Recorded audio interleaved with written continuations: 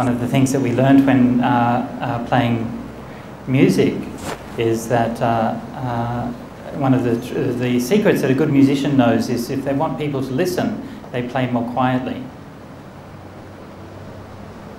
Because when you play loudly, people turn their ears off. You ever notice that? Yeah? If the music's loud, you can talk and yell and so on. When it's quiet, you have to listen. So that's a little bit like Dhamma too, isn't it? So I was very pleased and very, very proud to be honoured to be invited here to give a talk for you, and I think your work you're doing here is very wonderful. I really appreciate that. And so what I'd like to talk about this morning is my own involvement with Buddhism and women's issues, and this has been something which I've worked for a long time at, especially regarding the Bhikkhuni order. Sometimes people ask me, why is it that you put so much effort into helping the bhikkhunis? And to me, this is such a strange question. You know, what a weird question. You know, people, there's human beings who want to practice the Dhamma to the fullest of their abilities, and I'm trying to help them. The question really is, why do some monks not help them? Why do some people have a problem with supporting human beings who want to practice the Dhamma? Because those human beings have to be of a different gender. One would have imagined that in the monastic life, that gender was completely irrelevant. I mean, we're celibate, right? So who cares? But somehow, I've had friends of mine, Western women, who said that they never felt like a woman until they went into a Buddhist monastery. Yeah? Interesting, isn't it? Interesting observation. Before that, they were just a person. And suddenly somebody's telling them, you're a woman, you sit over there, you do this, you can't do this, you can do this. Yeah? Because you're a woman. And they never experienced that before.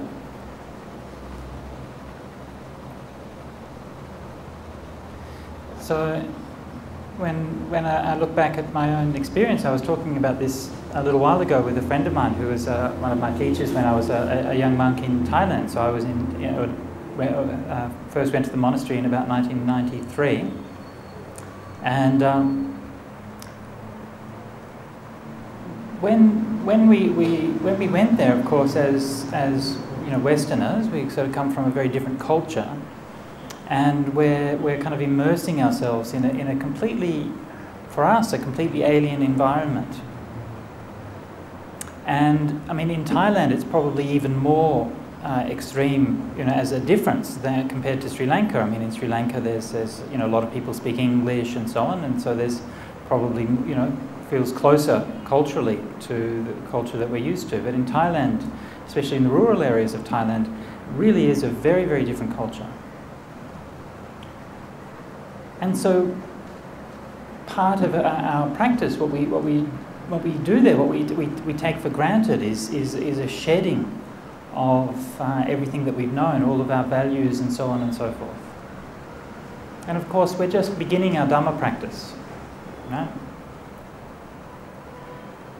So we don't necessarily have a lot of wisdom. I mean, sometimes we might be very advanced in our Dhamma practice in terms of how many years we've been practicing. We still don't have a lot of wisdom, right? We're just starting out, and so we go there, and there's all these things we have to adapt to. We have to speak a new language, we have to bow at the right time, we have to sit in the right way, we have to work out how to wear these robe things, how to shave our heads, all of these kinds of things. And when we're beginning, that's just what's there. We don't have any notion or any ability to distinguish what is Dhamma, what is culture, what is local or specific to that particular monastery, and so on and so forth. So it's just there and we do it. And one of the things that happens there is that women are excluded. So because I'm a man and my friends were men, we didn't notice that so much. We weren't excluded, so it was okay. And it's sad to say, but it's true. But there just isn't a lot of awareness and compassion for what it feels like to not be allowed. You had this very poignant image in the Vinaya where Mahapajapati, after she had been not allowed to go forth for the first time, according to the traditional story, and then she followed the Buddha down to Vesali and was standing outside of the monastery gates weeping. And so this image of Mahapajapati and the other women kept outside of the monastery gates, tired and dusty from the long road, and just so all they want to do is practice Dhamma. So they don't want to do anything bad. And so that kind of feeling, the feeling of being excluded, is something that I really haven't had to face in my life. You know, I was born in quite a developed country. I was born with the right skin colour. I was born with the right gender. I got sent to a good school. My family had enough money. We weren't like rich or anything, but we had enough money. And so it takes, I've never really had that feeling of being kind of marginalised and excluded because I'm different, because I'm other. So, except of course as a monk, right? But that's a choice, that's different. So when you're a monk, you're definitely the other if you're in a place like Australia. But even then, you're not really, you know, there's no real kind of discrimination or disadvantage. Actually, people treat you very well because you're a monk, even though you might be different. But they still treat you very respectfully and very kindly and so on. So it's not really any suffering there. And so it's not automatic, it's not obvious that we develop compassion and understanding in that kind of environment. That's just how it is. And very much the emphasis for us as Westerners going into that environment was the attitude of submission. Submission to the form, submission to the conventions, submission to the cultures. And this is very much equated with the idea of letting go. This particular issue is a complex one. I don't want to go into it too much, but suffice to say that it's somewhat peculiar that for us, as part of our teaching and what we're told is that all of these things are about letting go. And yet, of course, in that case, the Thai monks who lived there, they didn't do that same kind of thing, right? I mean, they didn't go to Australia to ordain and have to give up all of their Thai cultures and their Thai food and their Thai way of doing things. They just ordained usually in their local village, right? I mean, Ajahn Chah's monastery was just down the road from where he was born. So somehow for us, that becomes our practice, that we have to give up all of those things. Anyway, that's as it is. And one of those things that sort of comes along incidentally with having to give up, you know, being able to eat when you want, being able to give up all of those things, is the idea of equality. The idea that you shouldn't discriminate against any people based on their gender. And somehow it becomes possible to be reciting the verses, you know, Sabbe Sata Bhavantu Sukhitata, and yet to forget how our own actions are actually causing harm and suffering.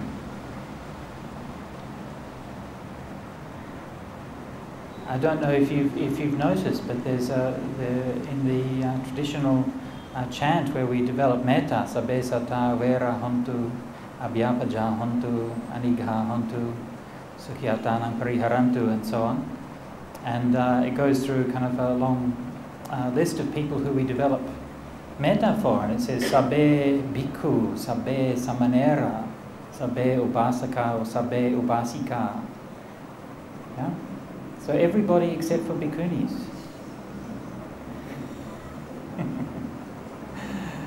That's what loving kindness means. May all beings be happy except for bhikkhunis.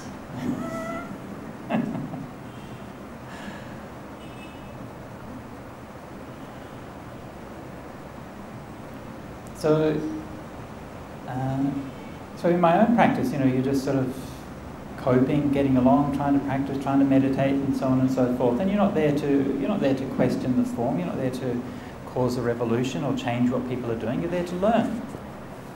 And I think that's fine, and I understand especially for young monks when they go there into that kind of environment, I understand that that's their priority and that's what they do. I do, however, find it a little bit inappropriate and disappointing that you find the same attitudes among people who've been ordained for 10 years or 20 years or 30 years. I mean, surely we are mature adults who are capable of making up our minds, and surely if we are to learn anything from the Dhamma, we are to learn what is right and what is wrong.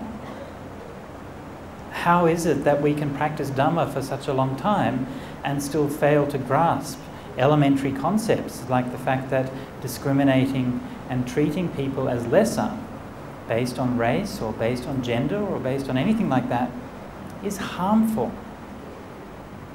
And it's not as if these notions are alien to the Dhamma. They're fundamental to the Dhamma. Sabbe sattha, the very basis of Buddhist loving kindness, Buddhist compassion, Buddhist ethics, is the idea that all sentient beings are worthy of compassion, worthy of respect, worthy of having a good life and opportunities. And we know that the Buddha, in his own quiet way, always worked to try to undermine the stratification and discrimination that exists in the India of his day, most famously, of course, with his critique of the caste system. So notice how the argument which the Buddha used, if we phrase it in modern terms, is precisely an argument against gender essentialism. He, for example, discussing the question of caste, said that when we look at the animal realm, we see that birds are born into that state of being birds, and cats are born into the state of being cats, and cockroaches and tigers and elephants, and they're all kind of born into that state of being, and they don't really have much choice about it. Whereas with humans, we're not defined by our birth, we're defined by our actions, by our karma. Yeah? So a person becomes a farmer or a carpenter or a mother or whatever they become because of their actions. And so that argument was used to undermine the caste system and the inequality that results from the caste system. But of course it works just as well when applied to gender. And we can't be reduced to just to one particular role because of how we happen to get born. When the Buddha set up the Bhikkhuni order, if we think about what life was like for women in ancient India, then of course there weren't that many options. Yeah, we know that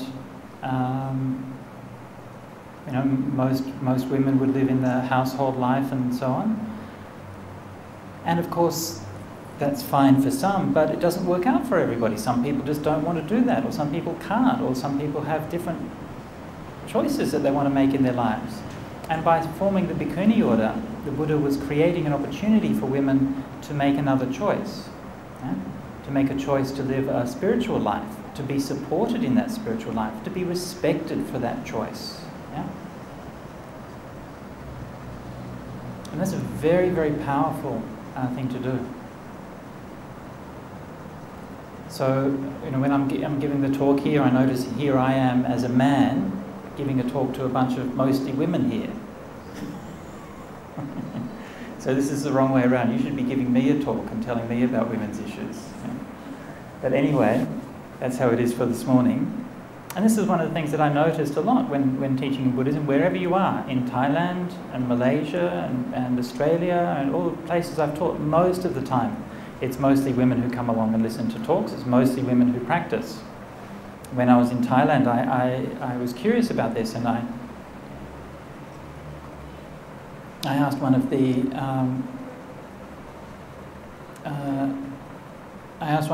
men who came to the monastery, why is it that it's mostly women who come to the monastery? He said, it's because the men are working all day.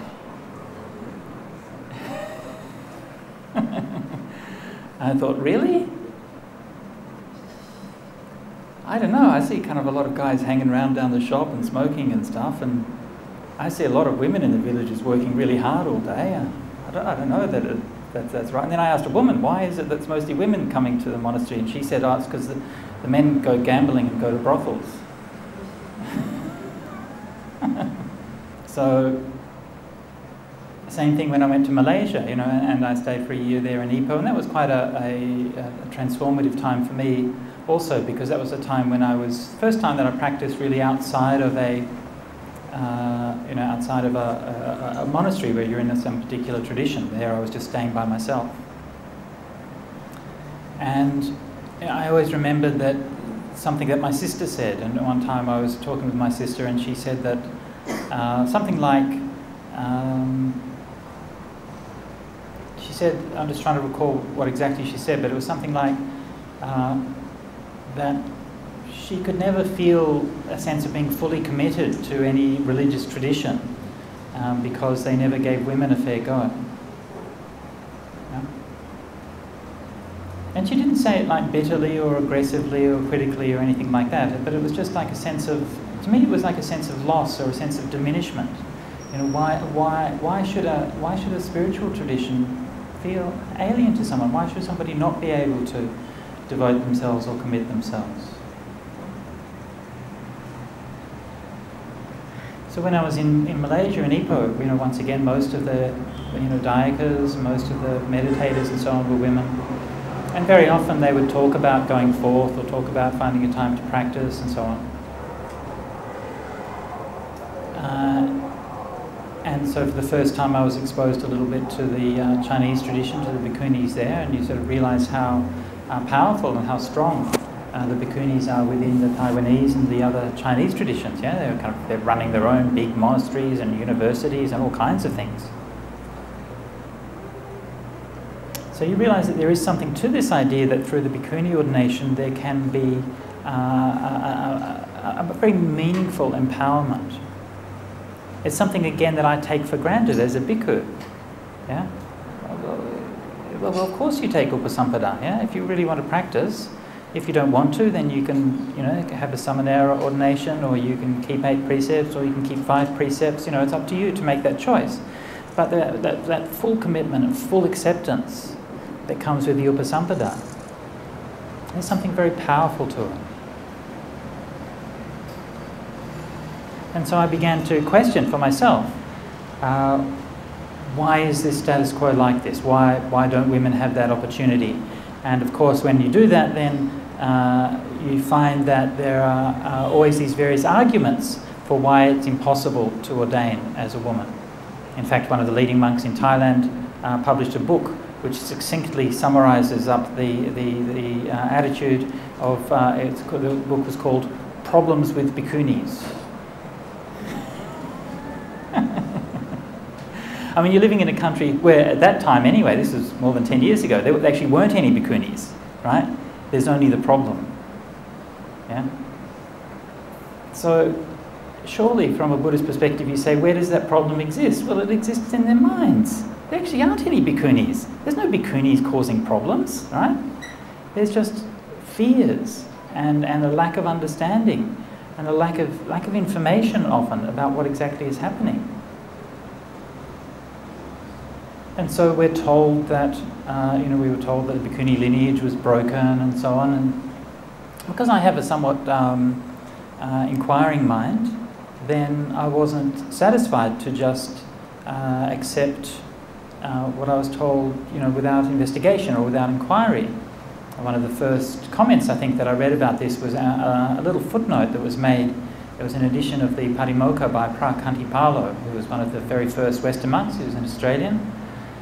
And he did an edition of the Bhikkhu Patimokkha, which we used for our chanting in Thailand. And as a little footnote in there, he remarked on the a reference that he'd seen in a book to Sri Lankan bhikkhunis having travelled to China to perform the ordination there.